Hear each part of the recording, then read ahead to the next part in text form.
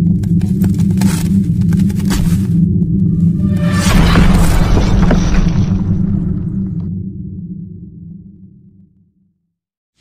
ini merupakan lanjutan kisah saat Dewa Sani menghancurkan cermin milik istrinya dengan tatapan penghancurnya. Damini berkata semua makhluk akan terpengaruh dengan kekuatan mata Sani, dan bahkan Mahadewa sekalipun. Sani mengingat saat dia pergi ke Kailas dan berkata, "Berkati aku Mahadewa." Mahadewa berkata, "Pemujaanmu sangat tidak biasa. Aku adalah dewa para dewa. Kamu memujaku namun kamu ingin masuk ke takdirku." Sani berkata, "Adakah yang bisa disembunyikan darimu? Kamu tahu semuanya. Itu tidak di bawah kendaliku ketika aku ikut campur dan ketika aku tidak ikut campur. Kita semua terikat oleh aturan takdir. Sesuai aturan itu aku harus muncul di perbintanganmu besok. Tatapan penghancurku akan tertuju padamu sekarang. Prabu, bahkan jika aku ingin, aku tidak bisa menghentikan takdir. Itu sebabnya aku di sini untuk memperingatkanmu." Mahadewa berkata, "Untuk berapa lama tatapan itu akan tertuju padaku?" Sani berkata, "Dari sinar matahari pertama hingga menjelang sore. Aku minta maaf, kamu harus berhati-hati sampai saat itu." Mahadewa berkata, "Tolong jangan khawatir, tatapan penghancurmu tidak akan berpengaruh padaku." Sebelum matahari terbit, Mahadewa pergi keluar dan menemukan sebuah pohon besar. Mahadewa berpikir bayangan pohon raksasa ini akan melindungiku, bahkan sinar matahari tidak dapat menembusnya. Jadi tatapan Dewa Sani tidak akan mempengaruhiku di sini. Mahadewa kemudian masuk ke dalam pohon itu dan matahari mulai terbit. Setelah itu Mahadewa kembali ke Kailas dan bertemu dengan Dewa Sani. Mahadewa berkata, "Dewa Sani, pandanganmu tidak bisa menyakitiku, aku baik-baik saja."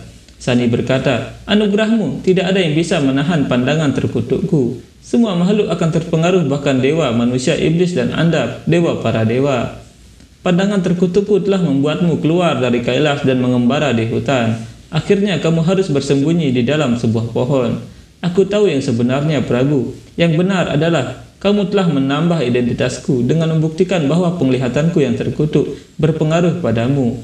Aku tidak bisa cukup berterima kasih atas anugerah ini, karena kamu rela menerima kutukan dari pengaruh mataku." Mahadewa berkata, "Hanya yang layak yang akan diberkati dan kamu layak untuk itu. Selamanya kamu akan dikenal karena keadilanmu." Sani berkata, "Mahadewa bersembunyi dari pandangan terkutukku. Itu memang sudah direncanakan. Mahadewa adalah guruku dan dia mengetahuinya dengan sangat baik. Jika seorang guru tidak menghormati muridnya, dunia tidak akan pernah menghormatiku." Damini berkata, "Apakah kamu mencoba menyanjung Prabu Mahadewa suami? Apapun alasannya, tapi sebenarnya dia takut padamu." Sani berkata, "Aku tidak tahu, tetapi dengan cerita ini kamu membuatku mengingat bahwa betapapun sulitnya aku harus tetap melihat ke bawah. Aku tidak bisa melihatmu, tapi kutukanmu tidak bisa membatasiku untuk membayangkanmu. Aku bisa membayangkanmu, aku bisa merasakanmu. Kamu kelihatan sangat cantik, seperti tetesan embun yang dingin namun dipenuhi dengan panasnya cinta, seperti hujan yang menyejukkan penuh kasih sayang." Tiba-tiba prajurit datang dan berkata, "Raja, kita telah diserang." Dengar itu, Sani menjadi marah dan berkata, "Bahkan Mahadewa harus bersembunyi dariku. Lalu siapa yang memasuki planetku tanpa diundang?" Sani kemudian pergi keluar dan Damini berpikir, "Oh Mahadewa, siapa yang akan dikutuk sekarang?" Saat itu di medan perang, para ular sedang bertarung dengan pasukan Dewa Sani. Garuda berkata, "Hentikan, jangan memilih untuk ini. Perang bukanlah pilihan, coba pahami ini tidak pantas, hentikan." Tapi para ular tidak peduli dengan perkataan Garuda dan saat itu Dewa Sani berjalan dengan menunduk ke arah medan perang. Di bumi, tiba-tiba minyak untuk persembahan tumpah dan Kadru berkata, "Minyak tumpah, Winata, apa artinya?" Winata berkata, "Putra kita sangat dekat dengan Dewa Sani." Taksaka berkata, "Garuda pasti sengaja mengajak mereka." Kalia berkata, "Untuk membuat mereka dikutuk oleh Dewa Sani." Winata berkata, "Aku sudah mengatakan bahwa Garuda tidak akan pernah melakukan hal yang buruk pada saudara-saudaranya. Dia akan melindungi mereka. Dia akan melawan dunia sebelum mereka menderita. Dia tidak akan membiarkan apapun menyakiti saudara-saudaranya. Aku harap putra kita tidak menyinggung Dewa Sani." Saat itu di planet Saturnus, Sani mengeluarkan senjatanya dan berkata, "Mereka yang tidak diundang harus membayar untuk ini." Garuda melihat cuaca buruk dan berpikir, perubahan atmosfer yang tiba-tiba, sesuatu yang tidak terduga. Sunny telah berjalan memasuki medan perang dan membuat cuaca berubah menjadi buruk. Tanda bencana itu membuat perang berhenti dan para ular mundur mendekati Garuda. Garuda berkata, perubahan suasana. Apakah ini berarti sesuatu yang tidak diinginkan akan terjadi?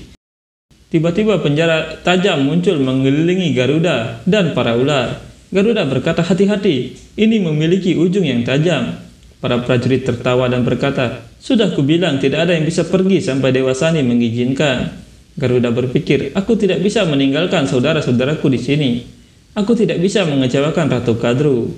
Para pangeran berkata, kita terikat, aku tidak bisa tinggal di sini. Aku ingin kembali.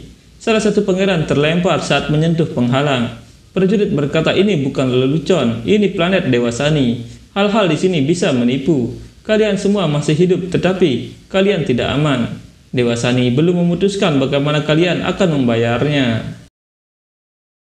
Berkata, apa yang akan kita lakukan? Garuda, kamu kuat, keluarkan kami dari sini. Garuda berkata, Dewa Sunny adalah yang paling kuat. Gaya gravitasi di sini sangat kuat sehingga aku bahkan tidak bisa terbang. Para pangeran berkata, lalu apa yang akan kita lakukan sekarang? Garuda berkata, menyerah dan berdoa agar aman dari pandangan terkutuk Dewa Sunny. Garuda bersujud di sana dan melihat itu para pangeran berkata, Garuda, kamu telah bertarung dengan yang terhebat dari semuanya. Lalu kenapa kamu takut pada Dewa Sunny? Sunny muncul di sana dan mereka semua bersujud karena ketakutan. Sunny berkata, dunia takut pada Dewa Yama. Dia mengambil nyawa dan pergi. Tapi aku adalah kutukan. Aku tidak mengakhiri hidup. Aku melahirkan nasib yang jauh lebih buruk daripada kematian. Tidak ada yang aman dari pandangan terkutukku. Siapapun yang terkena pasti akan dihancurkan sepenuhnya. Kalian memilih untuk datang ke sini, berdiri di sini. Planet ini adalah rumahku, tempat tinggalku. Jadi kalian di sini tanpa izin atau undangan. Mengapa aku tidak harus menghukum kalian? Garuda mengingat pesan ibunya bahwa prinsip keempat adalah menundukkan kepala. Jadilah rendah hati. Hanya dengan begitu kamu akan layak. Ingat ini Garuda, hanya orang yang rendah hati yang layak disembah. Garuda berkata, tapi ibu, bukankah kepala tertunduk adalah tanda kelemahan? Winata berkata, ego adalah alasan kejatuhan. Lihatlah sekelilingmu, beberapa pohon berdiri dengan bangga, tapi beberapa pohon memiliki harga diri dan kerendahan hati. Mereka bergoyang dengan angin. Ketika ada badai, pohon-pohon yang tinggi besar akan dirobohkan, tapi pohon-pohon yang rendah hati akan tunduk pada angin. Begitu badai berlalu, mereka akan berdiri tegak lagi. Sunny berkata, siapa yang mengirim kalian semua? Kenapa kalian datang? Ceritakan sekarang, atau bersiaplah untuk menghadapi murkaku. Garuda berpikir, jika aku memberitahunya bahwa Bibi Kadru mengirimku keluar angkasa, dia mungkin akan menghukum Ratu Kadru. Aku tidak boleh berbicara apa-apa sampai kemarahannya mereda. Garuda terdiam dan Tahtu berkata, Garuda, apakah kamu akan berbicara atau tidak?